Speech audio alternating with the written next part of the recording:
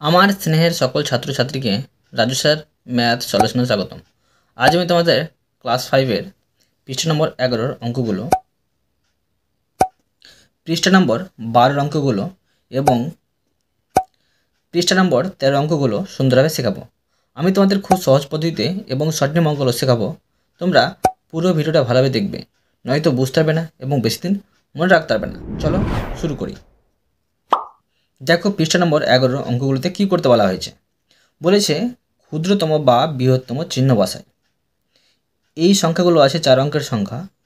তো কীভাবে বসাতে হবে এই চিহ্নগুলো, আমাকে বুঝতে হবে যে কোন দিকটা ছোট। দেখো তোমাদের আমি খাতায় সুন্দরভাবে শেখাচ্ছি। দেখো এই চিহ্নটা কোন দিক যাচ্ছে, এটাকে মনে রাখবে একটা তীর। তীরটা এই মতো হয়, কোনো ধনুকতে যদি তীর ছোড়া হয় তো তীরটা এই দিক যাবে, ঠিক আছে কিনা। আর এই চিহ্নটা দেখো এই দিক যাবে। ধরো ধনুক থেকে একটা তীর ছোড়া হলো, তো তীরটা এদিকে ভাগছে।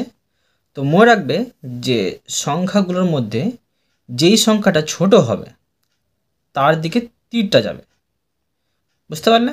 তো দেখো এটা হচ্ছে 4 অঙ্কের সংখ্যা, এটা হচ্ছে 4 অঙ্কের সংখ্যা। 4 অঙ্কের সংখ্যা প্রথমে 5, এখানে 6, তো অবশ্যই এই দিকটা ছোট, তো এইদিকে আমি তীরটা পাঠিয়ে দেবো এইভাবে, বুঝতে পারলে? এবার দেখো এটাও 4 অঙ্কের সংখ্যা, এটাও 4 অঙ্কের সংখ্যা। এর প্রথমে 2, এর প্রথমে 9, এদিকটা ছোট, তো এইদিকে আমাকে তীর পাঠাতে হবে। এখানে 4 অঙ্কের সংখ্যা, এখানে 4 অঙ্কের সংখ্যা, এর প্রথমে 5, এখানে 4, তো এদিকে আমাকে তীর পাঠাতে হবে ছোটোর দিকে।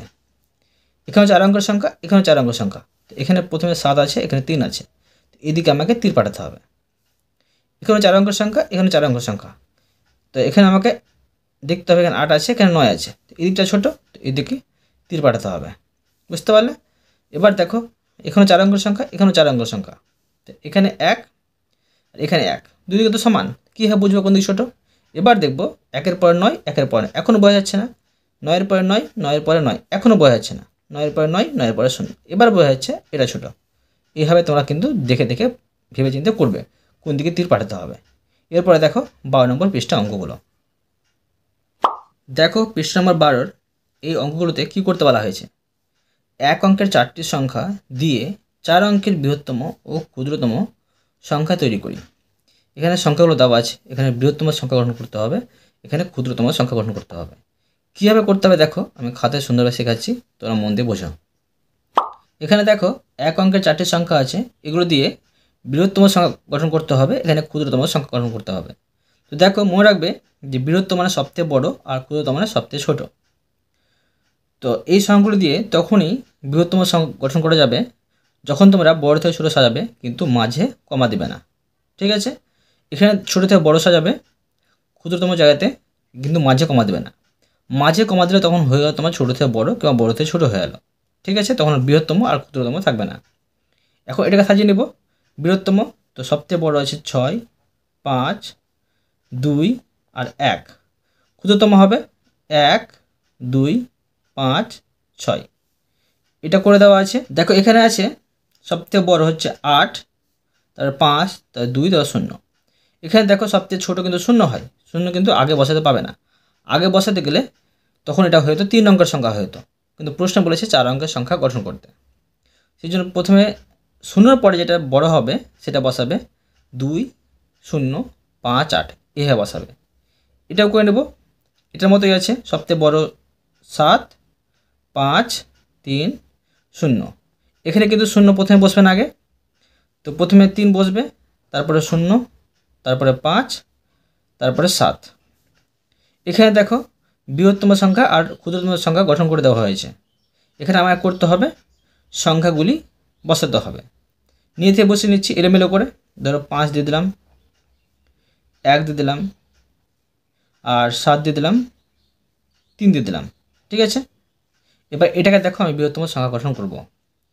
তো প্রথমে বড় হচ্ছে 8, তারপরে 7, 2, 1, কোনো সময় কমা দেবে না। কমা দিলে তখন কিন্তু এটা বৃহত্তম সংখ্যা থাকবে না। এখন ক্ষুদ্রতম সংখ্যা গঠন করব। তো প্রথমে হবে 1, 2, 7, 8। এটা করব। সবথেকে বড় হচ্ছে 9, 3, 1, 0। 0 প্রথমে বসাবো না, 1 বসাবো, তারপরে 0, তারপরে 3, তারপরে 9।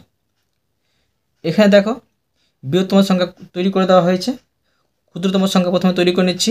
তো প্রথমে 1 হবে, তারপরে 0, তারপরে 4, তারপরে 6। আর এখানে আমি এলোমেলো করে সংখ্যাগুলো বসিয়ে নিচ্ছি।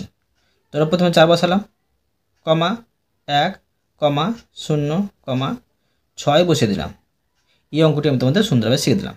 এরপরে দেখো 12 নম্বর পৃষ্ঠায় 1 নম্বর একটা অঙ্ক আছে। কি করতে হবে দেখো, করে দেখাচ্ছি। প্রশ্ন বলেছে আন্দুলের মেলায় প্রথম দিনে এতজন লোক ও দ্বিতীয় দিনে এতজন লোক এসেছেন, তো ওই দুদিনে মোট কত লোক এসেছেন? অবশ্যই যোগ করতে হবে। করে দেখাচ্ছি দেখো। তো অঙ্কগুলো আমি সাজিয়ে নিচ্ছি দেখো। উপরে তোমরা একক দশক লিখেও করতে পারো, না লিখলেও চলবে। তো আমি লিখছি না দেখো, 2, 3, 6, 5, নিচে হবে 6, 0, 2, 1। তোমরা সবসময় কিন্তু এদিক থেকে বসাতে যাবে, একটা সংখ্যার সামনে একটা সংখ্যা বসাবে। এবার এটা যোগ করে নেব। 6 5 11, হাতে থাকে 1, আর 1 আর 6 হচ্ছে 7, 3 আর 2 হচ্ছে 5, 2 আর 1 হচ্ছে 3। পেয়ে গেলাম। অতএব লিখে নেব ওই দু দিনে মোট 3571 জন লোক এসেছেন।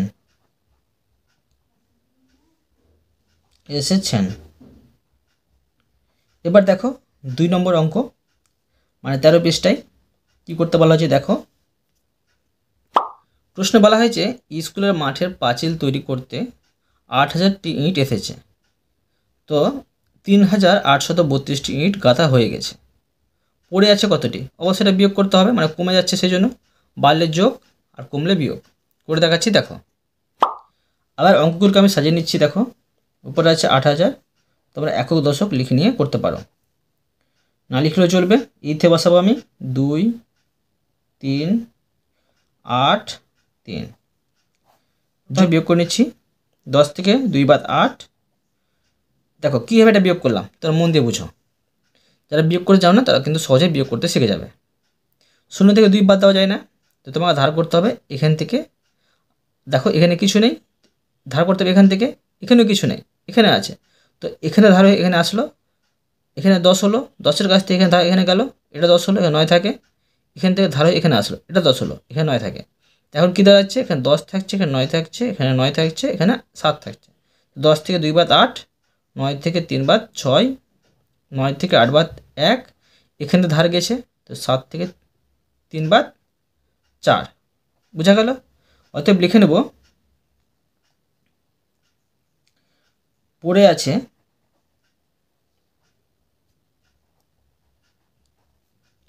4168 ইট। এবার দেখো 3 নম্বরের অঙ্কগুলো। 3 নম্বর দিয়ে দিলাম। দেখো প্রশ্নে কি করতে বলা হয়েছে। প্রশ্ন বলা হয়েছে যোগ বা বিয়োগ করি ও ফাঁকা ঘরে সংখ্যা বসায়।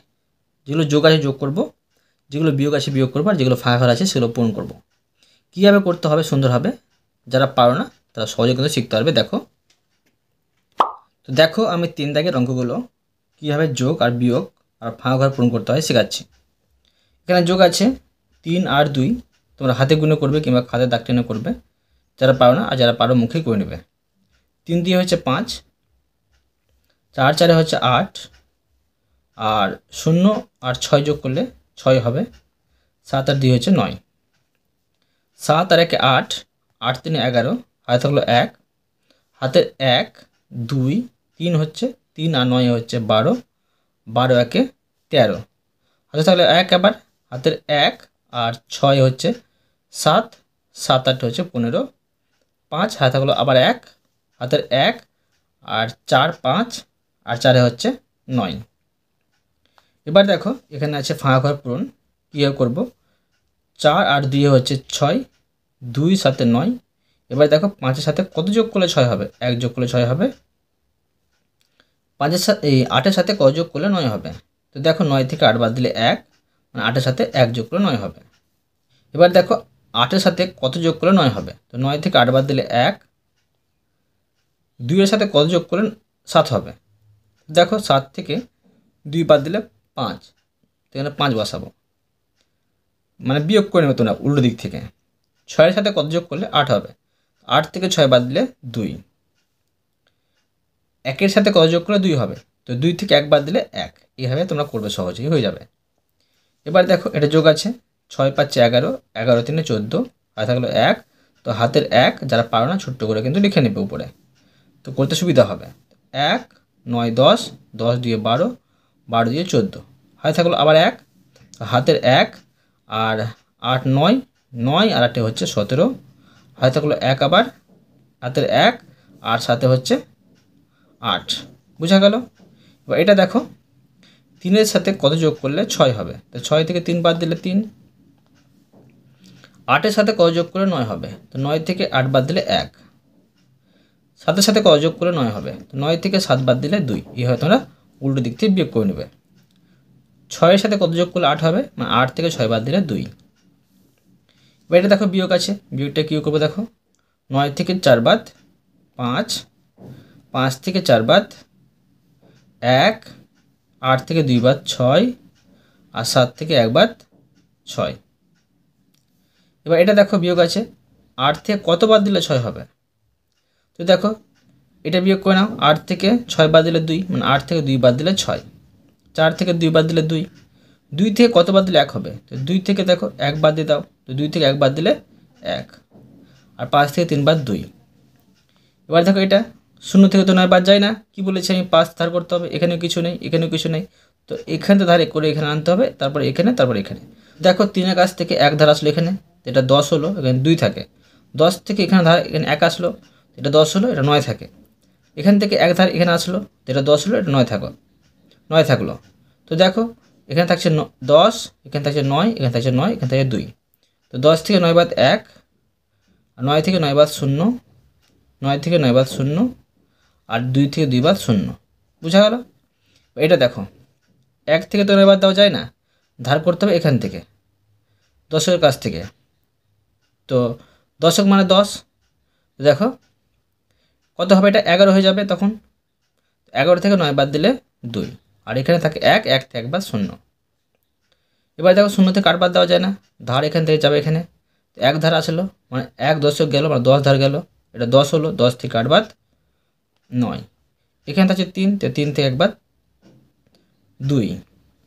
এবার দেখো এটা 1 থেকে কত বাদ দিলে 2 হবে? তো 1 থেকে তো কিছু বাদ দিলে 2 হবে না, তো দেখো এখানে ধার আমি এখানে নিয়ে আসলাম, ঠিক আছে? তো কত এটা হচ্ছে 1 দশক আসছে, মানে 11, 11 থেকে কত বাদ দিলে 2 হবে? 11 থেকে 2 আমি উল্টো বিয়োগ করে নিচ্ছি, 11 থেকে 2 বাদ দিলে 9 হবে। বুঝা গেল? 11 থেকে 9 বাদ দিলে 2, এবার পেয়ে যাচ্ছি। এখান থেকে প্রথমে এখানে ধার দিয়েছিলাম, তো এখানে 7 থাকে, 7 থেকে 2 বাদ 5।